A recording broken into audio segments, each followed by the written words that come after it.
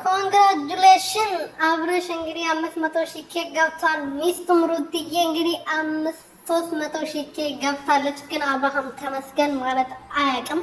ጅብ ነው፣ አይጠግብም። የብር ጥማት አለበት። በቃ የብር ጥማት አለበት። የምድሬን ነው እንጂ ይሄ ሁሉ እስቲ አሁን ደግሞ ሹሚቷ እንግዲህ 100,000 ኬክ ትገባው ሹሚቷ ከህይወታቸው ትወጣለች። ሩትዬ 300,000 ኬክ ገብታለች። አብርሃምም 500,000 ኬክ ገብቷል። ከዚህ በኋላ በሹሚቷ ቤት እንግዲህ የሚለቀቀው ቪዲዮ አብረን የምናይ ይሆናል። 97,000 ነው እሷም የገባችው።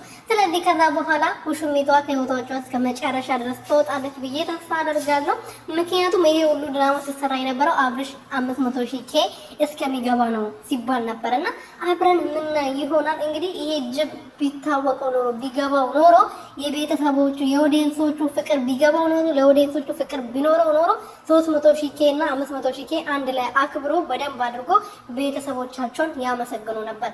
500 ሰው ተከታታይ የሚወደው ሰው መኖር ማለት መታደል ነው በዚህ ዓለም ላይ።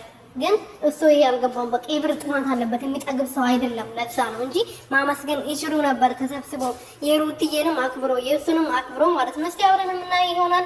ሰላም ሰላም ቤተሰቦች፣ እንዴት ናችሁ? እንዴት ቆያችሁ? እንዴት ሰነበታችሁ? ደህና ናችሁ ወይ?